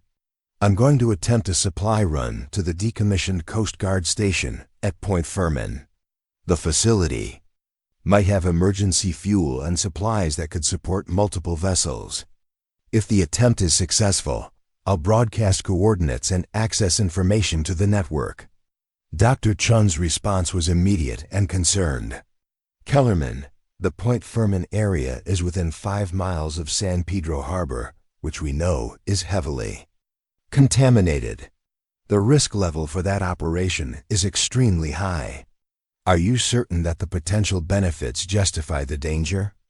I understood Dr. Chun's concerns, but I also understood that the survivor network was facing a resource crisis that was going to force Desperate decisions from multiple vessels over the next few days. Someone needed to test whether abandoned facilities could still be accessed, and my pilot boat was probably better equipped for the attempt than most civilian vessels. Dr. Chen, the network is going to face critical supply shortages within 48 hours. If we can establish access to abandoned government facilities, it might provide a survival strategy for vessels that can't reach the open ocean supply sources. I'm willing to take the risk to test the concept. As I began plotting a course toward Point Fermin, I monitored radio, communications from other network vessels, and tried to gather intelligence about infected movement patterns in the target area. What I learned was both encouraging and terrifying. The infected individuals appeared to be concentrating their forces around active facilities and major shipping routes. They were maintaining heavy patrols around Los Angeles Harbor, Long Beach Harbor, and the main shipping lanes that connected those facilities to offshore islands. But they seemed to be paying less attention to decommissioned facilities and secondary routes that didn't support normal maritime traffic. However, the infected were also demonstrating learning behavior that suggested they were adapting their tactics based on survivor actions. Several network vessels reported that infected patrols had appeared in areas that had previously been clear, apparently in response to survivor movements in those regions. The infected were not just following predetermined patterns, they were actively responding to survivor behavior and adjusting their strategies accordingly. That adaptive behavior meant that my approach to Point Fermin needed to be carefully planned to avoid creating patterns that the infected could predict and counter. I couldn't use direct routes or obvious navigation strategies. I needed to approach the facility in a way that would minimize my exposure to infected patrols, while also avoiding areas where my movements might be detected and tracked. I decided to use my knowledge of local current patterns and underwater topography to plan an approach route that would be difficult for infected individuals to patrol effectively. The waters around Point Fermin included several underwater canyons and ridge systems that created complex current patterns. If I could navigate through those areas using my detailed knowledge of the bottom contours, I might be able to avoid the main patrol routes that infected individuals were likely to use. But as I began implementing my approach plan, I received a radio transmission that changed everything about the tactical situation. It was from a vessel that I hadn't heard from before, and the content of the message suggested that the five infected individuals had capabilities that were far more sophisticated than any of us had realized. All vessels. This is the commercial fishing vessel Pacific Dawn, broadcasting from a position approximately 20 miles southwest of Point Conception. We've been monitoring infected individual activity in this area for the past 12 hours. And we need to report something that doesn't match previous observations. The infected are not just patrolling randomly or following current patterns. They're constructing some kind of underwater installations at strategic locations. Underwater installations. The infected individuals weren't just claiming existing facilities, they were building new infrastructure that would support their operations. That level of construction capability suggested engineering knowledge and tool usabilities that were far beyond what anyone had attributed to infected humans. The Pacific Dawn continued their report with details that made the situation even more disturbing. We've observed groups of infected individuals working together to move large objects underwater. They appear to be salvaging materials from sunken vessels and positioning them at locations that would allow them to control shipping routes and harbor approaches. The construction work is systematic and appears to be following some kind of planned design. The infected were salvaging materials and constructing installations. They were demonstrating tool use, engineering capabilities, and long-term strategic planning. Whatever had happened to their human intelligence, it hadn't eliminated their ability to think tactically and work cooperatively on complex projects. But the Pacific Dawn's report also provided information that could be crucial for Navigation. If the infected were focused on major shipping routes and harbor approaches, they might be concentrating their construction activities in areas that could be avoided by vessels using alternative routes. I adjusted my approach plan to avoid the major shipping lanes entirely and focus on coastal routes that wouldn't be strategically important for controlling maritime traffic. The route I selected would take me through shallow water areas that were normally avoided by large vessels, but my pilot boat was small enough and had shallow enough draft to navigate those areas safely. As I began my approach toward Point Fermin, I implemented strict radio silence to avoid attracting attention to my movements. I also reduced my speed to minimum steerage way to minimize the noise signature from my engines.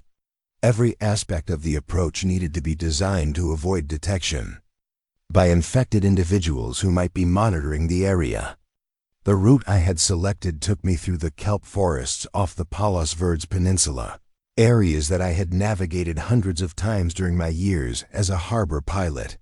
The kelp provided natural concealment for my boat and the complex underwater topography created acoustic shadows that would make it difficult for infected individuals to track my movement using sound.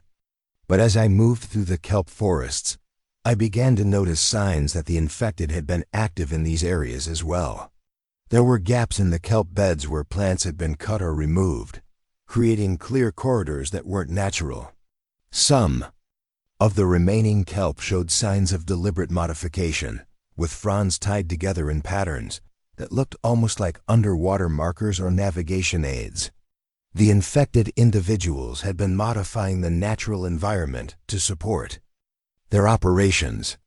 They were creating underwater highways through kelp forests, marking navigation routes, and probably establishing supply caches that would allow them to operate effectively in areas that were far from their main bases.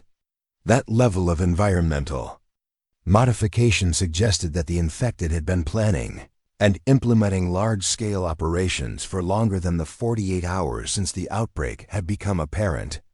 They might have been active for weeks or even months before their presence became obvious to the general population. As I approached the final mile before Point Fermin, I could see that the old Coast Guard station was exactly as I remembered. The facility was built on a rocky promontory that jutted out into the Pacific, connected to the mainland by a narrow causeway that would be easily defensible. The buildings appeared to be intact, and I could see the fuel storage tanks that might still contain emergency supplies. But I could also see signs of infected activity around the facility. There were several small boats beached on the rocks near the station, apparently abandoned by people who had tried to reach the facility earlier. Some of those boats showed signs of damage that suggested they had been attacked by infected individuals. More concerning, I could see movement in the water on the Point Fermin area. Dark shapes that were swimming just beneath the surface, moving in patterns that suggested they were patrolling the approaches to the facility. The infected had anticipated that survivors might try to reach abandoned government facilities, and they had positioned guards to intercept anyone who made the attempt. But I had spent 18 years learning to navigate through dangerous waters, and I had advantages that other survivors might not have. I knew the underwater topography around Point Fermin well enough to approach the facility from directions that would be difficult for infected individuals to patrol effectively. I also had navigation equipment that would allow me to maneuver in areas where other vessels would be unable to operate safely. I selected an approach route that would take me through a rocky area on the north side of the point, where underwater obstacles would make it difficult for infected swimmers to maneuver effectively. The route required precise navigation through areas where a single mistake could hold my boat on submerged rocks, but it also offered the best chance of reaching the facility without being detected. As I made my final approach to Point Fermin, I could see that the Coast Guard station was more damaged than it had appeared from a distance. Windows were broken, doors were torn off their hinges, and there were signs of violence throughout the facility. But the fuel storage tanks appeared to be intact, and the loading equipment looked like it might still be functional. I managed to get my boat alongside the facility's small dock without being detected by the infected patrols, but I could see that I didn't have much time before they would discover my presence.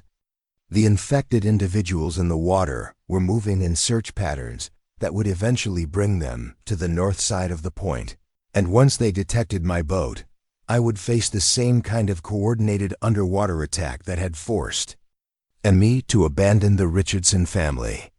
The fuel transfer operation needed to be completed as quickly as possible, but it also needed to be done safely to avoid contamination or equipment failure that could leave me stranded at the facility.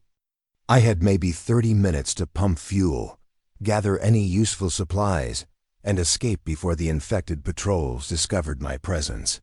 But as I connected the fuel transfer equipment, I made a discovery that suggested the infected individuals had been using the Point Fermin facility for purposes that I didn't understand. The fuel tanks weren't empty as I had expected. They were full, but the fuel had been contaminated with something that gave it an organic smell that was similar to what I had detected at San Pedro Marina. The infected were not just destroying maritime infrastructure, they were modifying it for their own purposes. They were contaminating fuel supplies, probably to prevent survivors from using those resources or possibly to spread their infection to any vessel that took on the contaminated fuel. I realized that my attempt to resupply at Point Fermin had failed, but I had gained crucial intelligence about infected capabilities and strategies. They were thinking several steps ahead of survivor actions. They were modifying infrastructure to support their operations, and they were contaminating resources to prevent survivor access. As I prepared to retreat from the facility, I could see infected individuals beginning to converge on my position. They had detected my presence, and they were moving to intercept my escape route. My 48 hours of survival were about to face their most dangerous test yet. The infected individuals converging on my position at Point Fermin were moving with a coordination that I hadn't seen before. Instead of random pursuit or individual attacks, they were executing what looked like a military-style pincer movement designed to cut off my escape routes and trap me at the facility. I could see at least 8 of them underwater, approaching from 3 different directions, while others were moving along the rocky shoreline to prevent me from reaching land. I had maybe 5 minutes before they would be in position to attack. My boat and my fuel situation was now critical. The contaminated fuel at Point Fermin was unusable, which meant I had less than 4 hours of operation remaining. But I also realized that the coordinated attack I was witnessing provided crucial intelligence about infected capabilities that could help other survivors avoid similar traps. As I cast off from the Point Fermin dock and began my escape, I activated my radio to broadcast warnings to the survivor network. The information I was gathering could save other vessels from making the same mistake I had just made. All network vessels, this is Kellerman. The Point Fermin facility is compromised and heavily guarded. The fuel supplies have been contaminated, and the infected are using coordinated tactics to trap anyone who approaches abandoned government facilities. Do not attempt to resupply at decommissioned installations without extensive reconnaissance. Dr. Chun's voice came through the radio immediately. Kellerman, what is your current status and position? We're tracking multiple vessels with critical fuel situations, and we need to coordinate alternative supply strategies. I was navigating through the rocky areas north of Point Fermin at maximum safe speed while infected individuals pursued me underwater. The route I had used for my approach was too narrow and dangerous for a high-speed escape, which meant I needed to find an alternative path that would allow me to outrun my pursuers without running aground on submerged obstacles. Dr. Chun, I'm conducting a tactical withdrawal from Point Fermin with infected pursuit. My fuel situation is critical, and I need information about alternative supply sources. The infected are demonstrating capabilities that are far more sophisticated than previous observations suggested. As I cleared the rocky areas and reached deeper water, I could see that the infected individuals were no longer pursuing me. They had territorial boundaries that they wouldn't cross, but they were also learning from every encounter. The next survivor who attempted to approach Point Fermin would face even more sophisticated defenses. But my immediate problem was fuel. I had less than 4 hours of operation remaining, and every known fuel source within my range was either contaminated or heavily defended by infected individuals. I needed to find a solution that didn't depend on traditional maritime infrastructure. That's when I remembered something from my early years as a harbor pilot. Before the modern fuel distribution system was established, commercial fishing boats used to cache fuel and supplies at remote locations that weren't marked on official charts. My grandfather had been a commercial fisherman, and he had told me stories about hidden supply depots that were maintained by fishing cooperatives during the Second World War. One of those locations was a small cove on the backside of Santa Catalina Island, in an area that was too shallow and rocky for modern commercial vessels, but perfect for the smaller fishing boats of an earlier era. If that cache still existed, and if the infected hadn't discovered it, it might provide the fuel I needed to continue operations. But reaching the cache would require crossing 25 miles of open ocean that was known to be patrolled by infected individuals. The route would take me through shipping lanes that were probably being used as highways by infected swimmers, and it would require precise navigation to find a location that hadn't been marked on charts for over 50 years. I made the decision to attempt the crossing, but I also realized that this might be my last opportunity to share information with the survivor network.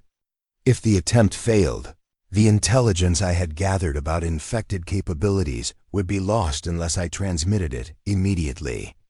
All network vessels. This is Kellerman with critical intelligence about infected tactical capabilities. They are using coordinated military-style tactics, including pincer movements and territorial defense. They are contaminating fuel supplies to prevent survivor access. They are constructing underwater installations to control shipping routes. And they are demonstrating learning behavior that allows them to adapt their strategies based on survivor actions. I continued my intelligence report while plotting a course toward Catalina Island that would minimize my exposure to known patrol routes. The information I was sharing represented 48 hours of direct observation under the most dangerous conditions possible. The infected retain human intelligence and problem-solving abilities, but they have lost all emotional connections to uninfected humans. They can coordinate complex operations over large areas, and they appear to be implementing long-term strategic plans that extend far beyond immediate tactical objectives. Any survivor planning operation should assume that the infected will anticipate and counter traditional survival strategies. Dr. Chun's response included information that made my situation even more desperate. Kellerman, we've received reports from deep-sea fishing vessels operating beyond the 200-mile limit. They're observing large groups of infected individuals in the open ocean, apparently traveling along major current systems toward population centers in Asia and South America. The infection is spreading globally through maritime routes, and the scale of the operation suggests planning that extends back months or possibly years. The infected had been planning this operation for months or years. The rapid spread through harbor facilities wasn't the beginning of the outbreak. It was the culmination of a long-term strategy that had been developing beneath the surface of normal maritime operations. The cargo ships that had arrived with infected crews weren't random victims. They were delivery systems for a coordinated global attack. But Dr. Chun's information also explained something that had been puzzling me about the sophisticated tactics and infrastructure modifications I'd been observing. The infected individuals weren't developing these capabilities in real time. They had been preparing for this operation for an extended period before it became visible to the general population. Dr. Chun, that timeline explains the level of preparation, and coordination we're observing. The infected have had time to establish supply networks, construct infrastructure, and develop tactical procedures. We're not dealing with a spontaneous outbreak. We're dealing with the execution phase of a plan that has been in development for an extended period. As I continued my course toward Catalina Island, I monitored radio communications from other network vessels and tried to piece together a comprehensive picture of the global situation. The reports I was receiving painted a scenario that was far worse than anything we had initially understood. Harbor facilities from Vancouver to Valparaiso were reporting similar outbreaks involving coordinated attacks by infected maritime personnel. Port cities throughout Asia were falling to infected individuals who had arrived on cargo ships and cruise vessels. European harbors were implementing emergency quarantine procedures, but reports suggested that the infection was already established. In major ports throughout the Mediterranean and North Sea, the maritime transportation network that connected global civilization was being systematically converted into a delivery system for an infection that eliminated human empathy while preserving tactical intelligence. Within weeks, every coastal population center in the world would be facing the same situation that we were experiencing on the West Coast. But the global scope of the operation also suggested something that gave me a glimmer of hope for long-term survival. If the infected were implementing a plan that had been in development for months or years, they probably had specific objectives that went beyond simple destruction. Understanding those objectives might provide insights into areas and resources that would remain safe for survivor operations. Morrison's voice came through the radio with a transmission that suggested he had reached similar conclusions about infected objectives. Network vessels, this is Morrison. I've been analyzing infected movement patterns and infrastructure modifications, and I think they're focused on controlling transportation networks rather than eliminating all human life. They're claiming harbors, shipping routes, and coastal facilities, but they seem to be avoiding deep ocean areas and inland regions that don't support maritime operations. Morrison's analysis matched my own observations about infected territorial boundaries and strategic priorities. They were claiming the maritime infrastructure that connected global civilization, but they weren't pursuing survivors who fled to areas that weren't strategically important for controlling oceanic transportation. That insight provided a potential survival strategy for the maritime community. If we could establish bases in deep ocean areas that were beyond the range of infected operations, we might be able to maintain independent communities that could eventually develop alternative transportation and supply networks. But implementing that strategy would require resources and coordination that were currently beyond the capabilities of the scattered survivor vessels. We needed fuel, supplies, and safe locations for establishing permanent bases. Most urgently, I needed to reach the fishing cache on Catalina Island before my fuel ran out completely. As I approached the halfway point of my crossing to Catalina Island, I began detecting infected activity in the water around my route. Dark shapes moving beneath the surface, following courses that would intersect with my planned track. The infected had detected my movement and were positioning themselves to intercept me before I could reach the island. But I had advantages that the infected couldn't anticipate. My grandfather's stories about wartime fishing operations had included detailed descriptions of tactics for avoiding detection by enemy vessels. Those tactics had been developed for evading military patrols, but they were proving applicable to avoiding infected swimmers who were using similar search patterns. I began implementing evasive maneuvers that my grandfather had called fishing boat ballet, rapid changes in course and speed that would make it difficult for pursuers to predict my movement and position themselves for an intercept. The tactics required precise timing and extensive knowledge of local current patterns, but they were designed specifically for the kind of pursuit situation I was facing. The evasive maneuvers were successful in avoiding immediate interception, but they were also consuming fuel at a rate that was going to make it impossible to reach Catalina Island. I was facing a choice between being caught by infected pursuers or running out of fuel in the middle of the ocean. Either option would probably be fatal. That's when I received a radio transmission that changed everything about my tactical situation. It was from a vessel that I hadn't heard from before, and the information they provided offered a solution to my fuel crisis. Harbor Pilot Kellerman, this is the research vessel Deep Current. We've been monitoring your transmissions and tracking your position. We're currently located approximately 5 miles southwest of your position, and we have fuel available for transfer.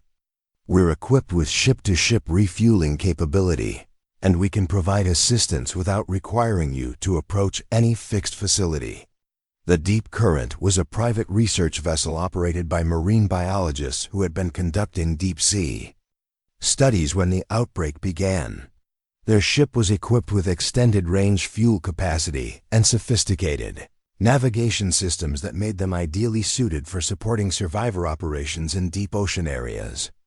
But approaching another vessel for fuel transfer would require me to maintain a steady course and speed for an extended period, making me vulnerable to interception by infected swimmers who were still tracking my movement. The transfer operation would need to be planned and executed with military precision to avoid exposing both vessels to attack.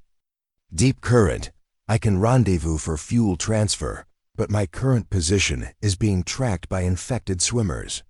We'll need to coordinate the operation to minimize exposure time and maintain security for both vessels.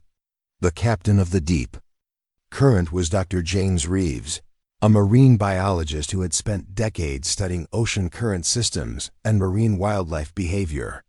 His expertise in predicting ocean conditions was proving invaluable for planning survivor operations in areas where traditional navigation aids were no longer reliable.